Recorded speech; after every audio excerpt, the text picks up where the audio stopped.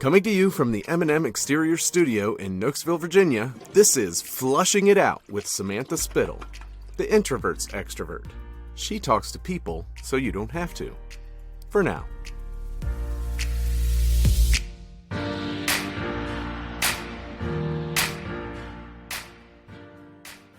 Well, I'm excited. Thanks for joining today. And I'm excited to hear more of your story. And I know with your book coming out, there's just a lot of your story that I know you're passionate about sharing. So I'd love to jump in and have you just tell us, DeDee, my guest, DeDee Cai, introduce yourself. Awesome. So I'm DeDee Cai. And of course, before I get started talking about myself, I want to take an opportunity to thank you, Samantha, for having me and allowing me the space to share my story and how it all started. And so yes, I currently right now own a coaching and consulting company called Fit to Profit. And our mission is to really help drive and increase revenue consistently for our clients to up to multiple 5 figures consistently by preventing burnout and overwhelm. And also what mostly I do all the time and I love doing is to really help business owners create the right mindset so that they can take everything that they need to know to scale. It's really within my belief that 80% of business is mindset and 20% is really strategy. And unless you have the engine, which is you all taken care of, and which you'll hear more about why I'm speaking this way or why am I sharing this, is that we are the driver behind our business. In fact, like you are your business. If you're listening to this, know that you get to generate and create whatever it is that you want to for your business. And it starts with you. And we're super passionate specifically about creating financial independence for women. In fact, I love working with moms like myself who are, out and about doing things, but are just as domestic as you can imagine when we're at home and managing all of that. So that's who we are. That's what I do and who I help. And it's a long story of how I landed here, but I'll give you the short version of it. And Samantha, you have heard this story before too. I'll add a few things. Yeah. No, let's dive in fresh because, you touched on it when you said the 80% of business is the business owner's mindset and 20% is the strategy. And for me, with my passion of, combating shame, flushing out life, business owners to me are always that sweet spot because when you are an entrepreneur, like you have to work out like this stuff I'm pointing to my head for listeners and this stuff I'm pointing to my heart. Like if we don't work out this internal stuff, because we just keep repeating the same patterns over and over.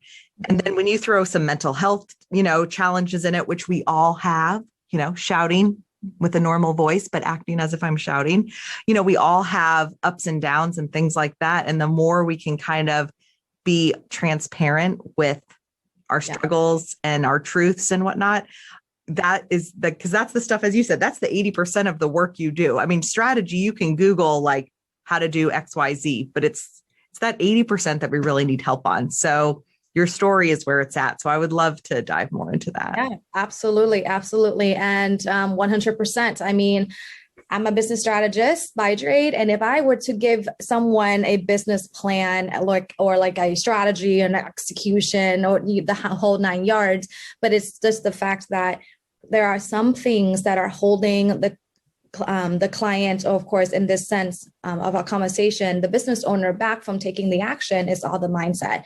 And we can go as far back, and I'll begin to really share about how it all started for me, and was definitely when I was graduating college. And I always have this question, in the back of my mind that am I really destined to do this thing that is supposed to be done for anyone to seek happiness? Is go to college, get a good job, eventually perhaps get married, have children, and then you die. Mm-hmm. And I have to say, I was just really at a loss when I was graduating college, and I say, okay, I'm not sure if that's what I really wanted to do. So honestly, when I was done, I just wanted to, I rather than going for the traditional like job, working in the fields that I was studying in, which is psychology, and I had also a dream to become a psychiatrist. I just basically had to take a step back and say, you know what, I'm not sure if that's for me. So I'm going just to work and find any job and see where it's going to take me. Just curious, when you had that realization, because when I was listening to you, I was thinking, man, so many people, it's like they do all the things, I graduated high school and then I went off to college, and then I graduated college. And a lot of times it's like, and then I just got a job in my field. And then, as you said, then you get married and then you die, So how did you know to kind of put the brakes on at that point, though, to say, yeah, I'm not going to pursue this psychology and the psychiatry career field. I'm going to just get another job. What was kind of happening, or what was internal? How did you know to put the brakes on? You know what? I don't think I did it intentionally, but I also knew that I didn't know what I wanted, but I also knew what I didn't want. And I just basically stuck with, no, I don't want to do that. Like these are the steps and you follow these steps. And so I was like, I know I don't want to do that. So I still graduated with my psychology backgrounds and cognitive science and all of that. And so I just went and got, I think I got into, no, this is like, I was still in retail because I started retail when I was basically 16, when I, just a friend of mine who was working retail. And anyway, long story short, I was still working part-time retail when I was going to college. So when I was done with college, I was like, I'm just going to go full-time and see what I can do with this, And so I was, getting promoted very quickly. I was one of the youngest managers that one company ever hired. It took them the longest time to decide, to hire me as a manager, managing like 13 people at the time. So that was interesting. And I really loved, my retail years. I really got a lot out of my experience. Now reflecting back on it, I was like, that was what I was supposed to do. I learned so much about people. I learned so much about myself. I learned so much about, hard work and all of that good stuff. And then I went off to recruiting and name it. I did every single thing that you could imagine a person doing. I also worked in a, gynecologist office. So it was like a medical assistant. I was actually like a dental assistant. I was a preschool teacher. I was a hairstylist, a makeup artist, a recruiter. So I say all of that just to share that sometimes, at least for my experience, you just have to do all the things. It's not a linear path. We got to do, and you can take something from all those experiences. I'm sure each one taught you some valuable lessons. 100%. So I had to do all of that to realize, no, it's still not it. It's like none of this stuff is where I want to really like see my life. And also ultimately that was what I was doing from the outside, right? Doing all the things, and knowing, you're probably what you're seeing is what you're getting. It's like, I'm energetic, like I'm a mover, like I'm like super like friendly. I love people, all of the things. But what was really hidden from the inside was that I was depressed. I was depressed. And actually I was fighting suicidal thoughts. It was real. And I just had to really, I knew that I was in a dark place, but I just didn't know how to get myself out of it. And is that something you shared with anybody, or was it kind of just totally a personal? No. This is now internal. An open conversation now. But I actually didn't start talking about it until actually when I was fully recovered from all of that. And so all of the doing was actually helping me cope with everything that was going on. Like I was staying busy, so I didn't have to feel what I was feeling. And what I was feeling about myself was that I'm not good enough. I'm not lovable. No one cares about me. I'm a burden. Like this is hard that I don't even know if it's all worth it. You know what I mean? So that's why I go into that place. And I think life has, like, it's beautiful in a sense. Like, I really do believe I'm now super spiritual, looking back, reflecting back. Everything really happens for a reason. And I believe now that everyone also has almost like a destiny already built out, right? Like for the person. And I think what had happened was right after that, life happens to a sense where my parents got divorced. So this is also another chance where I was like, do I go back to school, go to medical school and pursue my, my ultimate, plan, that I didn't take before because I didn't think that was going to work. But whatever I was doing over here is not working either. So it's like running around looking for the missing piece to fix the inside. And it's like, everything you're trying, like, it's maybe I'll just go back to going to school. Maybe I should do that because that's what everyone's saying. Maybe, and I think that I know it all, and I'm not even figuring it out over here. So I might just go back over here, but I didn't get a chance to because my parents got divorced, and then I felt I'm an only child, so I felt emotionally obligated to hang around and support my mom to go through the divorce. At the same time, I got an opportunity. She just basically tapped on my shoulder, was like, well, you've been helping me with the salon businesses already and everything. Why don't we open, like, I don't want to be in a salon business anymore. Can we do something else? I always wanted to open a restaurant. And so I was like, okay, can I go to medical school or do I open a business? And again, it was my obligation of being with my mom. I said, you know what? Let's do the business. So I, again, put all of that on the back burner and it was like, okay, let's just do this. And so we opened a restaurant together.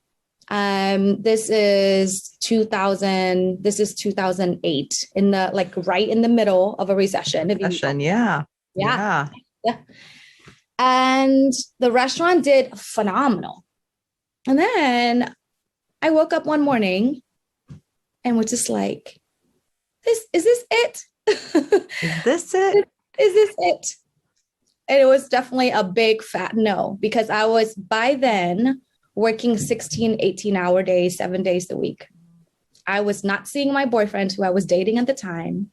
And it's still not it. It's almost like it's the roller coaster almost where it's like that adrenaline rush, like, okay, this is going to be the thing. And I'm going to do it. And it's successful. And I'm working all these 16-hour days. And it's like, it sounds like you keep hitting that wall of like, crap, whatever this internal struggle is, it keeps rearing its head after 100%. I can only go for so long.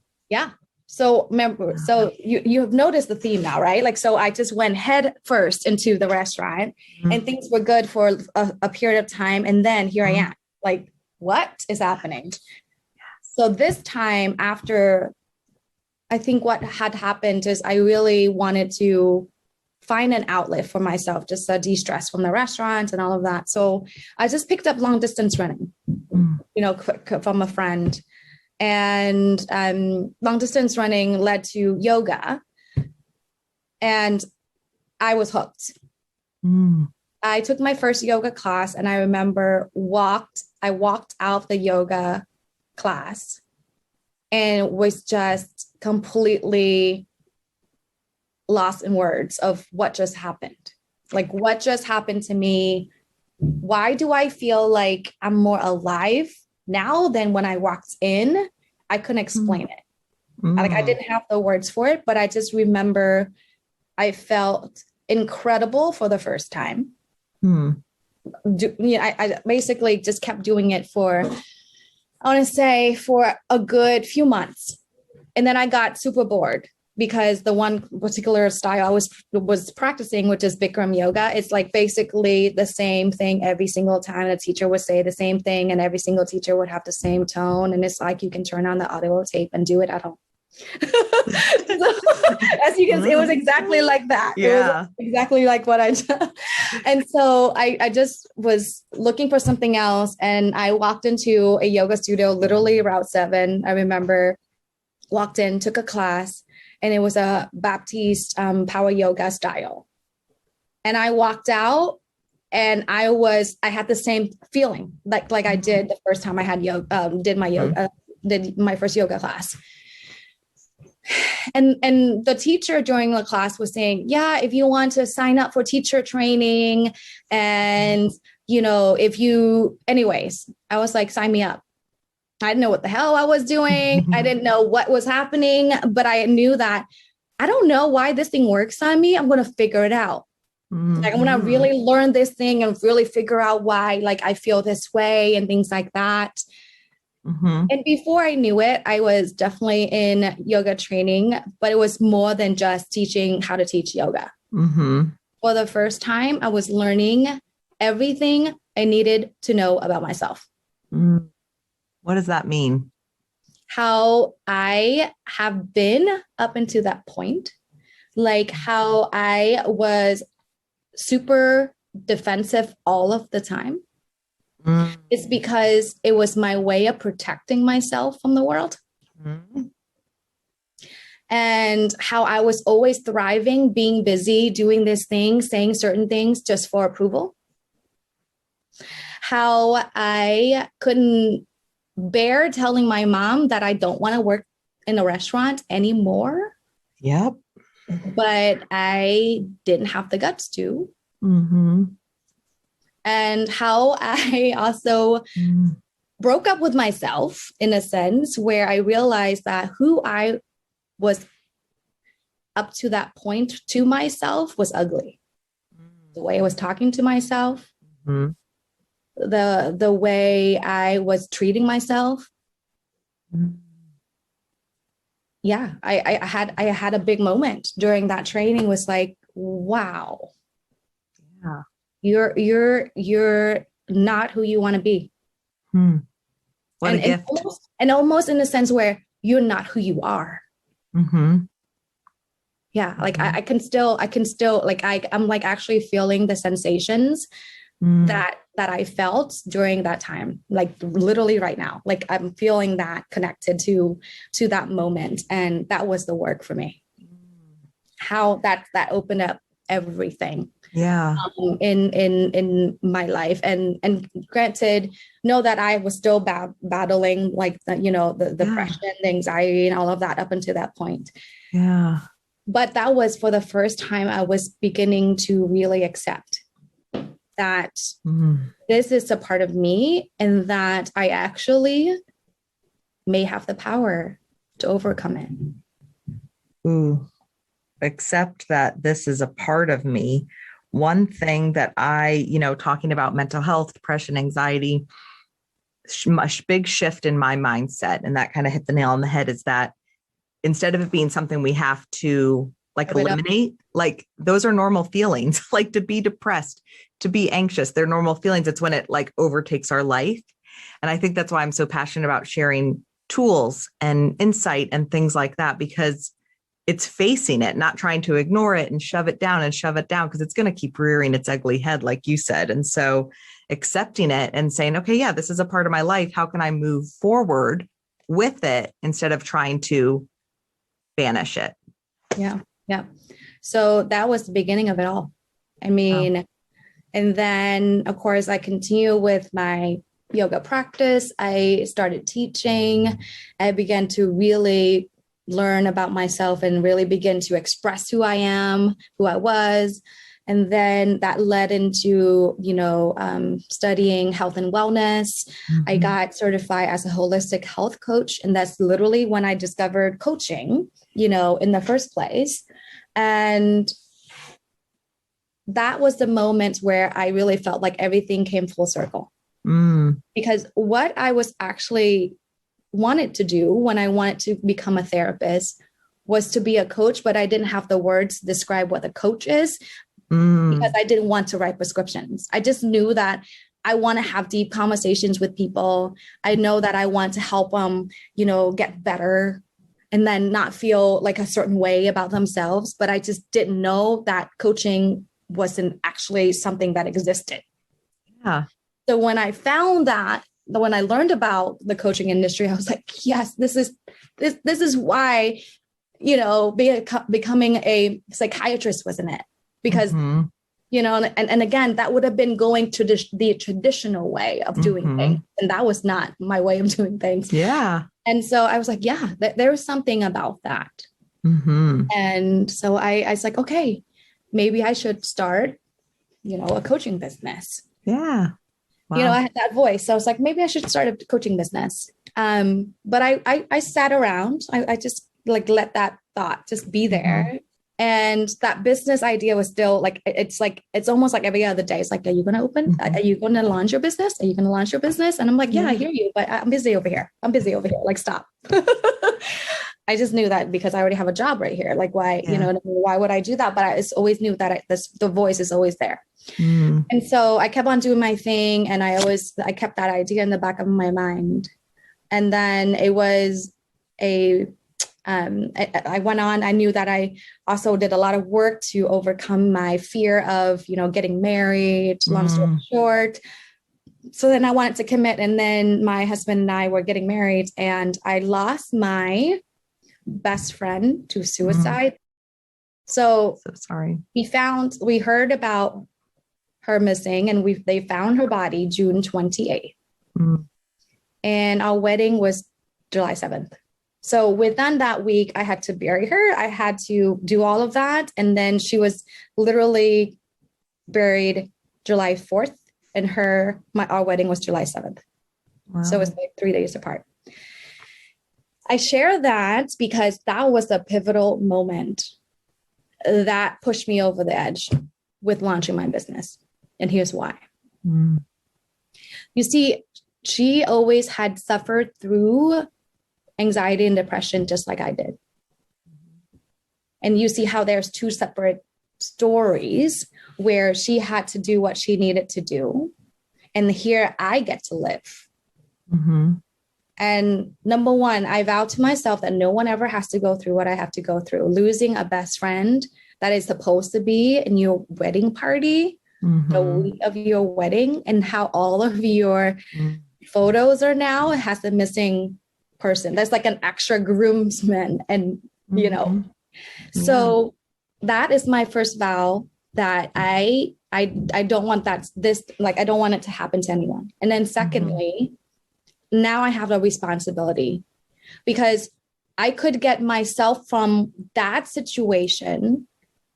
Then there's also other people must have been just like me who were suffering in silence.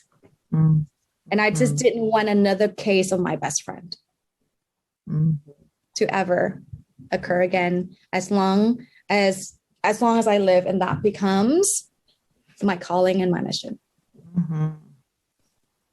Because of my experience, I know what it's like to be in the dark place. I know what it's like to lose your best friend to it.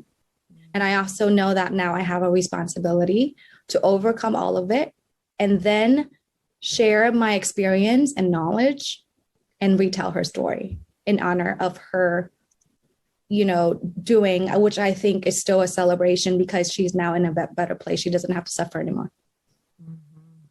But it's very important that we not only talk about, what looks great from the outside, but we also need to get real with mental health is a big deal. Whether we believe it or not, whether people are talking about it, it's important, that we address it. And I can tell you now that I'm a business owner, it's really easy to go down that path when things are not working out in your business. Literally, I'm not saying that I'm suicidal anymore. or anything like that, because I know my triggers and things like that. Like, and I completely have really learned to embrace it and really accept like that's part of me and things like that. Right. Like when like, it could be just a feeling of wanting to throw in the towel and be like, none of this really makes sense. Like, why am I doing all of this? Right. No, that feeling. Yeah. So that's why fit's a profit. And fit means for us is to be physically, mentally, emotionally, and spiritually fit. So that you can sustain yourself without driving yourself to the ground while building your business. Because ultimately, I don't believe that business owners, and especially the really successful one, are not in it for the money. The money comes when you have a mission and you are passionate and driven behind the impact like that you want to create, the difference that you want to create in the world. Yeah. And that's the long haul when it's tied to your values and your mission, and when your mission is more than just the profit and loss, because that's not going to sustain you because it's not if things get hard, it's when.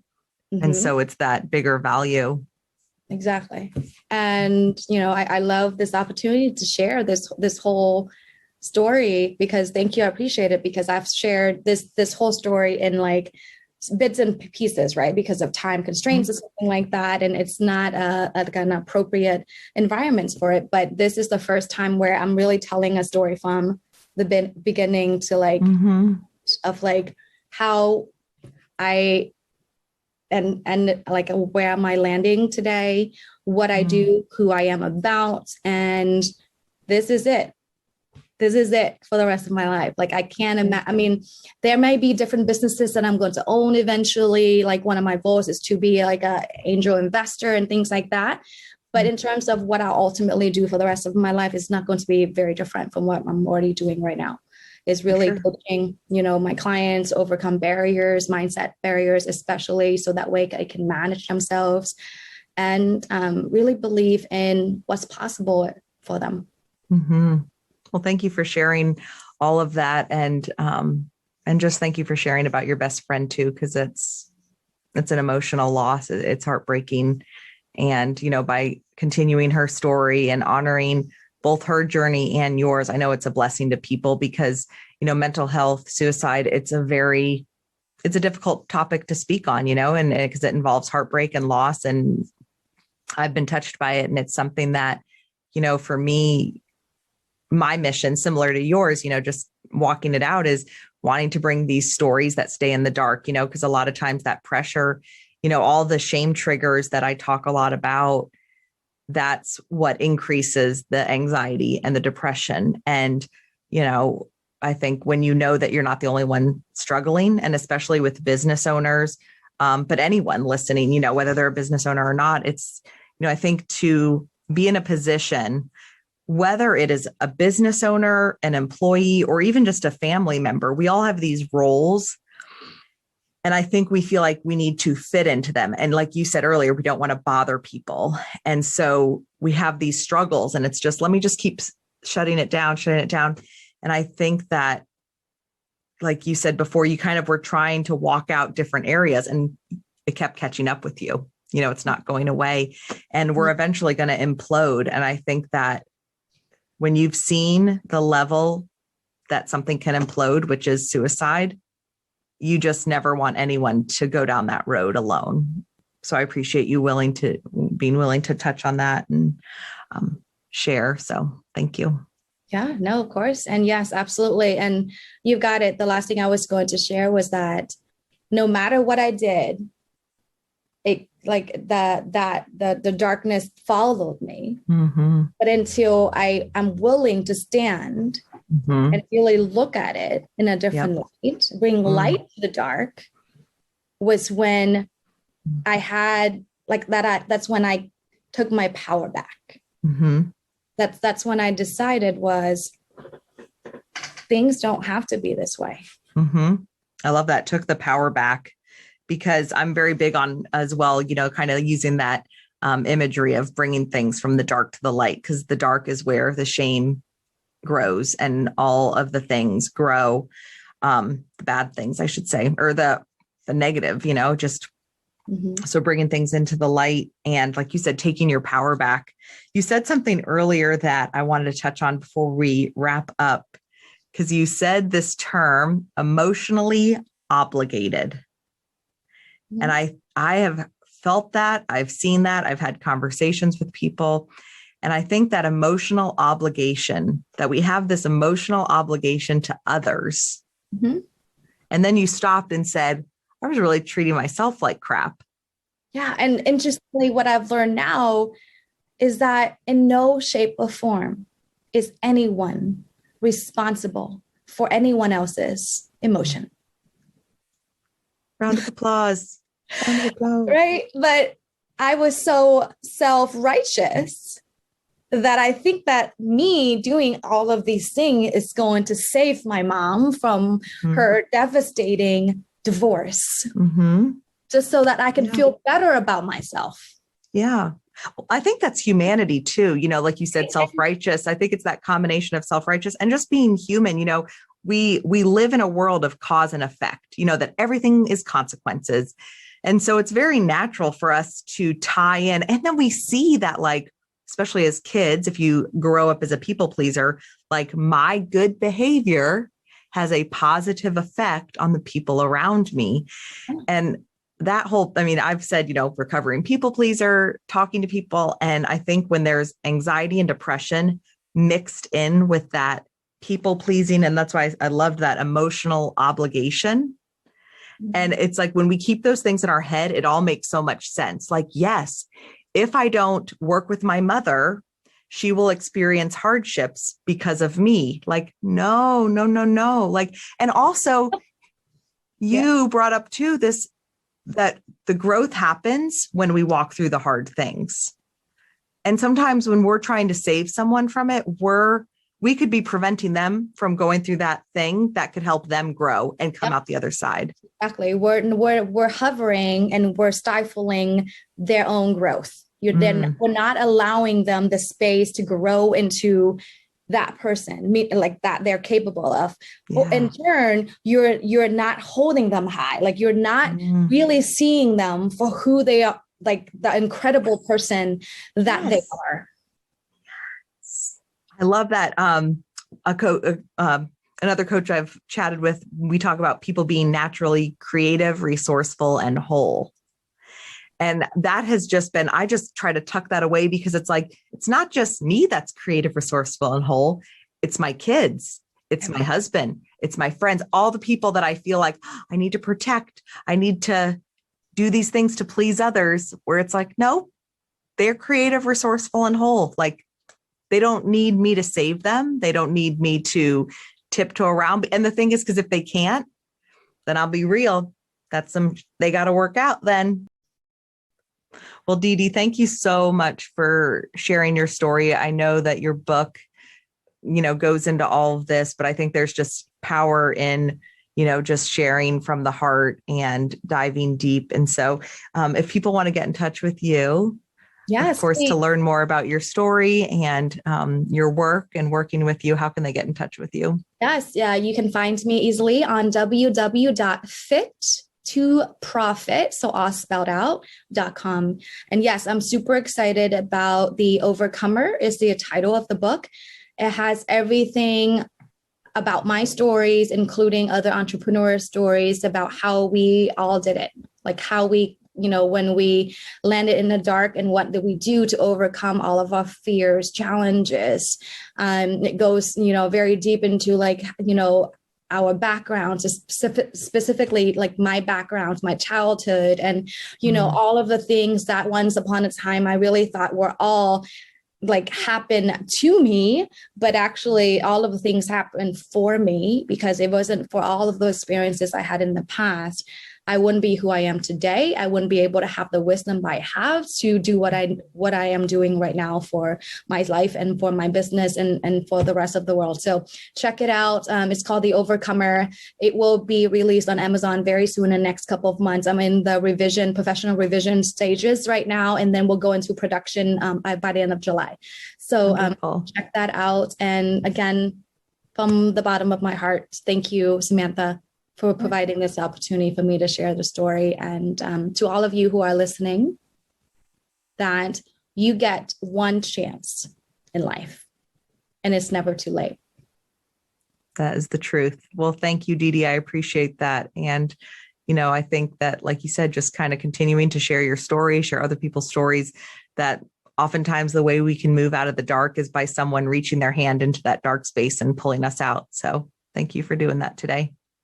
You're welcome. Thank you very much. And that's a wrap for now.